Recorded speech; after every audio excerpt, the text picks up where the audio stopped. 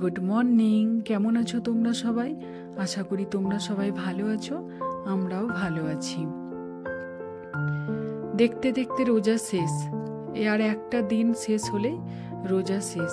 তবে এবার রোজাটা যাচ্ছে তো বড় মনে কষ্ট, কেন জানি না। এবার রোজাটা এত ভালো গেল, এখানকার আবহাওয়াটা তো একটু ভালো, খুব একটা তেষ্টা পাই না, রোজা কষ্টও হয় না। আর এত ব্যস্ত ব্যস্ত দিনগুলা কেটে গেল যে বুঝতেও পারলাম না। আর এত কিছুর মাঝখানে যেন মনে হলো যে কষ্টও হলো না, শুধু রোজাটা খুব ভালো করে গেছে। এবারে রোজাটা একদম জানিয়ে গেল, মনে সব সময়তে হচ্ছে যে কি করে রোজাটা আর কটা দিন হলে ভালোই হতো। তো এই আল্লাহর সব কিছুই রহমত আর কি। মন থেকে ইচ্ছে করে ভালো করে করলে দেখবে কোথা থেকে যেন শক্তিগুলোও অর্জন হয়ে যায়। একবেলা না খেলে তখন মনে হয় যে খাইনি, খিদে পেয়ে গেছে, কিন্তু দেখো এতটা দিন এত করে থাকি, যত দিন যায় তত যেন সুন্দর করে মনে হয় যেন আর কিছু মনেই হচ্ছে না। তো এই রোজাগুলো চলে গেল, নিজেরও মনটা খারাপ লাগছিল। আর সব সময়তে এটাই মনে হচ্ছিল যে আল্লাহ তাআলা সবারই যেন দোয়া কবুল করে, সবাই যেন ভালো থাকে, যার যেরকম অসুস্থ মানুষ সুস্থ হোক, যাদের মানে কষ্টে আছে তাদের সব কষ্ট লাঘব করে দিক আল্লাহ তাআলা। তখন এই রোজার মাসে দোয়াগুলো যেন একদম মানে কবুল হয়ই। মানে আমার মনের ধারণা যে এই রোজার মাসে যখন যে মানুষ যে দোয়াটা করে আল্লাহ তাআলা শোনে। তো সেই হিসাবে আর কি সবাই যাতে ভালো থাকে, দেশের লোক, আত্মীয় স্বজন, বাড়ির পরিজন সবাই যেন ভালো থাকে।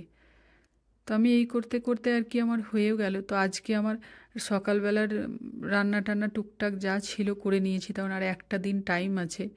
তবে যেটা করে নিই আর যেটা করতেই হবে আজকে এতদিনে, সেইটা হলো আমার বাড়ি থেকে কুরিয়ার এসছে বোধহয় রোজার প্রথম দিকে, কিন্তু আজ নয় কাল, কাল নয় করে আমার এখনও খোলাই হয়নি।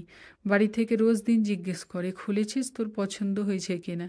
কিন্তু আমি বলি এই আজ হয়নি, কালকে দেখব, কালকে এই করব। তার কারণ যাই দিয়েছে ভালোই দিয়েছে, তাই না? ভালোবেসে দিয়েছে, কোনো কিছু তো নেই, শুধু সাইজের হয়তো একটু ছোট বড় হতে পারে। তো সেটা আমাকে একটু দেখে নিতে হবে। আর আমার কাছে টাইমও নেই, আজকে আমাকে দেখতেই হবে। তার কারণ যদি কিছু সেলাই কিছু করার থাকে তাহলে আমাকে কালকের মধ্যে রেডি করতে হবে। তো আগে তো আমার কাছে হয়তো কুরিয়ার এটা প্রথমবার। আমার কখনো এরকম হয়নি। তখন আমি এসছিলামই হয়তো 6 মাসের জন্য। জামা কাপড় আমার কাছে যতগুলো ছিল সব কিছু মোটামুটি হয়ে গেছে। তো ওই হয় বাড়ি থেকে হয় না যে যতই যাই নিজে কেনো, কিন্তু যখন বাবার বাড়ি থেকে ঈদে পুজোয় একটা জামা কাপড় দেওয়া নেওয়ার একটা নিজস্ব ব্যাপার থাকে, আর সেটা যে কি ভালো লাগে, সে দাম কত কম বেশি কি সেটা আর কিছু মনে হয় না। তো যখন আমরা কথা বলছিলাম তখন বলতে বলতে এরকম জামা নেওয়া দেওয়ার কথা উঠলো। তো ওরা তো বলতেই থাকতো, আমি কখনো রাজি হয়নি। তো কি ভাগ্যে এবার বললাম আচ্ছা বেশ, ঈদে তাহলে তোমাদের জামা কাপড় প্রত্যেক বছর ঈদে পরি, এই বছরও তাহলে ঠিক আছে। সেই কথা শুনে বাড়ির লোক সবাই আলাদা আলাদা করে খুশিতে খুশিতে প্রচুর জামা কাপড় কিনে দিয়েছে। দিদি আলাদা করে দিয়েছে, দাদা দিয়েছে, মা দিয়েছে, করে সবাই আলাদা করে জামা কাপড় কিনে দিয়েছে। সেসব তো দেখে শুনে খুব খুশিই লাগলো। তো সব কিছু নিইনি, বলেছিলাম কয়েকটা দিতে, যে ঠিক আছে রোজার মাসে আর নামাজ পড়তে গেলে হয়তো কাজে লাগবে, আর ঈদে একদিন পড়লেই হবে। তারপরে আমার ভাই কুরিয়ার করবে বলে সে আবার জামার ব্যাগটা নিয়ে গেছে। আমি তো জানতাম না কত কী লাগে কী লাগে, ওকেই বলেছিলাম। তারপরে ও ওইখান থেকে গিয়ে আমাকে ফোন করে বলছে, ও দিদি তুমি যে এই ব্যাগটা নেবে বলছো, এই ব্যাগটাতে মনে হয় যেন 35-40 হাজার টাকা লাগবে শুধু এই জামা কাপড় কটা পৌঁছাতে। আমি তো শুনে মাথায় হাত, বলিস কি, এত টাকার বাজারই নিয়ে এতগুলো পাঠাতে এরকম? বলছে হ্যাঁ, এখানকার এরকমই নাকি চার্জ, বক্স হিসাবে হয়, আর তাছাড়া এরকম।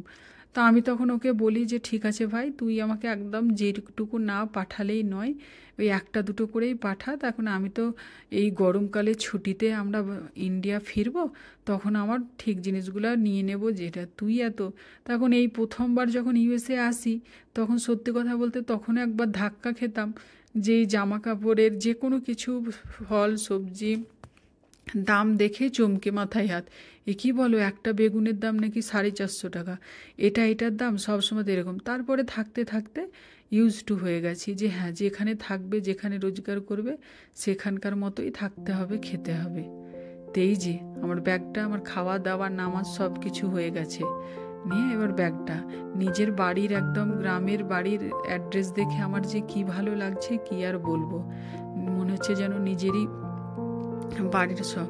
তো ওই সব বলে আমার ভাইকে তখন ওইটা বলে ও আমাদের জন্য একটা একটা করে জামা ভরেছিল আর মাইশার জন্য 3টে জামা ভরে দিয়েছে।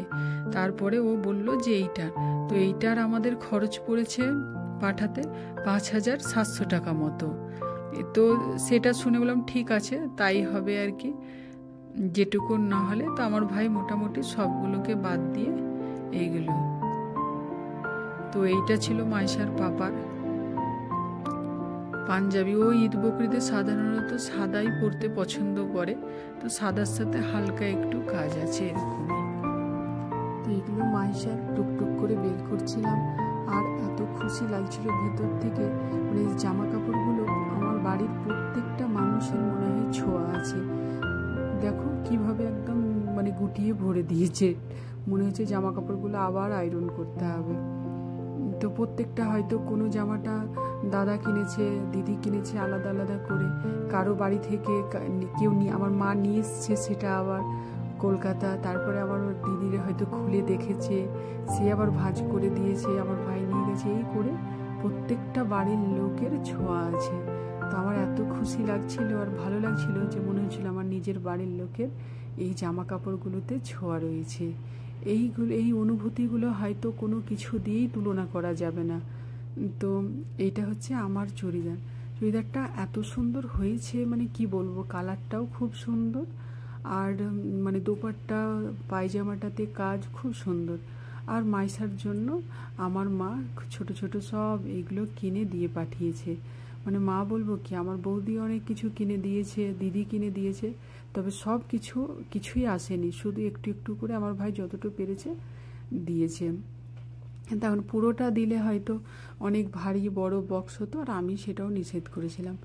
এটা হচ্ছে মাইশার চুড়িদার, ওর একদম পারফেক্ট হয়েছে, খুব সুন্দর মানে সাইজও হয়েছে। পায়জামাটা একটু বড় মতন হচ্ছিল কিন্তু তবুও ঠিক হয়েছে।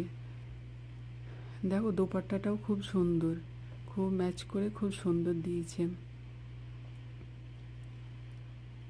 আর এখানে এত ঠান্ডা থাকে, লম্বা চওড়া ঠান্ডা, তো আর ঠান্ডাতেই পাতলা জামা কাপড় পরে কোথাও বেরোনোও যায় না, মোটা মোটা 3 গুণ করে মানে 3 ডবল জামা না পরলে। এটা খুব সুন্দর হয়েছে, মাইশার খুব পছন্দ এই জামাটা। পিঙ্ক কালার আবার খুব পছন্দ হয়, আর পিঙ্ক কালার দেখে আমার মা কিনেছিল। তো এইটা হচ্ছে মাইশার। তো এখানে এত ঠান্ডা থাকে যে এই হালকা পাতলা জামা পরে বেরোনোটা একদমই সম্ভব হয় না। তো সেই ক্ষেত্রে আর কি অনুষ্ঠান দিনগুলোতে তখন ট্র্যাডিশনাল জামা কাপড় পরতে ভালোই হয়। তো এই যে এটাও মাইশার চুড়িদার, এটার হাত আছে ছোট মতন, লাগালে ভালোই, না লাগালেও চলবে আর কি। তো দেখি যদি লাগানো হয় তো লাগাবো, নাহলে এটাই পরে নেবে ও। এগুলো বেশ পাতলা সুতির, একদম পিওর সুতির জামাগুলো, পরলে আর কি কোনো কষ্টই হবে না। কিন্তু এখানে ওই আর কি অত গরম তো আর পড়ে না। মাইশার পাপা তো বেশিরভাগ সাদাই, মানে ঈদ বকরিতে সাদাই পরে, একদম সাদা, যতবারই পরে সাদাই পরে, কিন্তু কখনো কখনো হয়তো আমার জড়াজড়িতে একটু লাইট কালারের কিছু পরে। তো এইবারও তাই সাদাই বলেছিল, তার সাথে আবার একটু কাজ আর কি। তো এই ছিল আমার বাড়ির তরফ থেকে ছোট্ট একটা গিফট। হয়তো সংখ্যায় টাকায় ছোট, কিন্তু আমার কাছে অফুরন্ত আর কি, মানে এটার কোনো তুলনা হয় না। যেই বিদেশে বসে বাড়ির দেওয়া জামা কাপড় পরে ঈদে যাব, এইটা আমার কাছে দারুণ, মানে বিশাল ব্যাপার আর কি। তো এটাই আর কি ভালো লাগা। তো এই যে আমার জামা কাপড়টা লাস্টে আবার একবার দোপাট্টাটা খুব সুন্দর হয়েছে, ভরাট, একদম সুন্দর কাজ, আমার খুব ভালোই পছন্দ হয়েছে।